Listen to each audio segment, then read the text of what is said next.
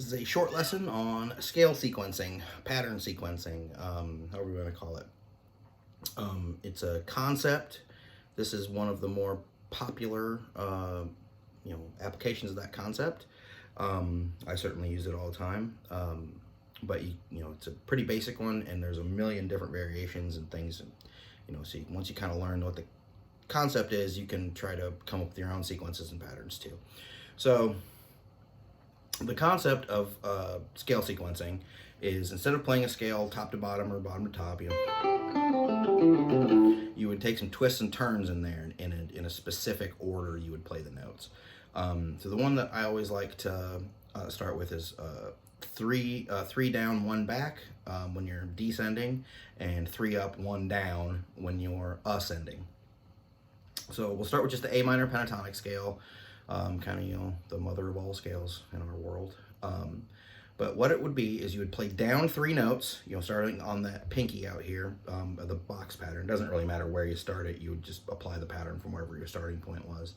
But for practice sequences, we'll do it like this. So you start, that's 3 down, 1, 2, 3. Then you go back 1 note from where you end, and that's your new first note. So you go down 3 from there.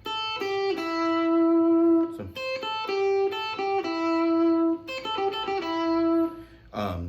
then you just continue the pattern. So 3 down, 1 back, 3 down, 1 back, 3 down,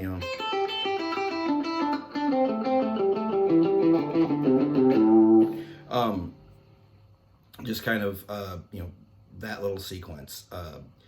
It's, some people have a lot of problems picking up on this.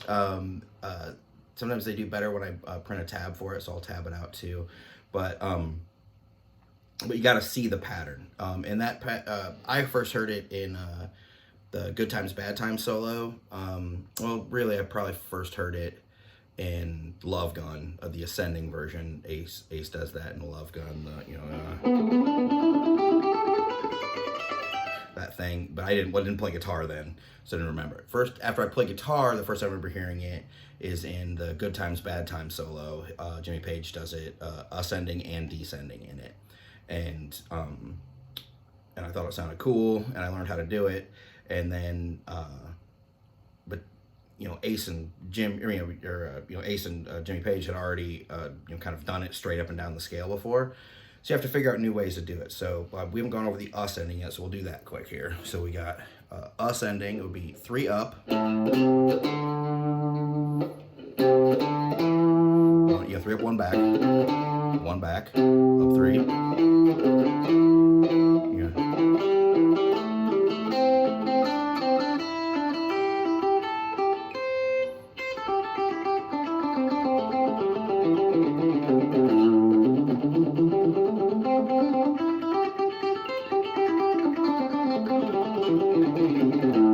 So that's what the pattern sounds like when you go at a fairly quick rate with it.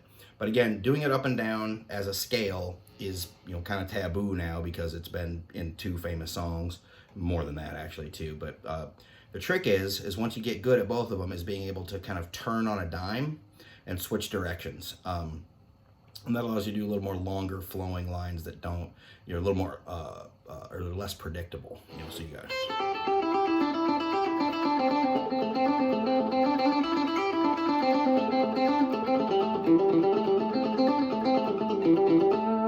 I don't know. I mean, all I did was just kind of randomly stop and turn around, and again, even that can be a little cliche. You have to be, kind of pick your spots and kind of add it in a dash here and there, or combine it with some other techniques. But it's a pretty cool way to kind of descend or ascend the scale without just going straight up and down. You're changing directions, giving it a little more texture and twists and turns. But great picking exercise. All the same stuff holds true that when you do your other stuff, to where you want to keep that pick at an angle, very little pick hanging out, pivoting off the wrist and kind of sliding back here, keeping a little palm mute in, killing those errant strings. But those are very worthwhile. But again, the scale part's great and getting where you can do it, but the application is the important thing. Put on a backing track, grab a pentatonic and just start noodling through that, just trying to keep your time and trying to come up with something musical. Because in the end, that's the only thing that matters. All right, have fun.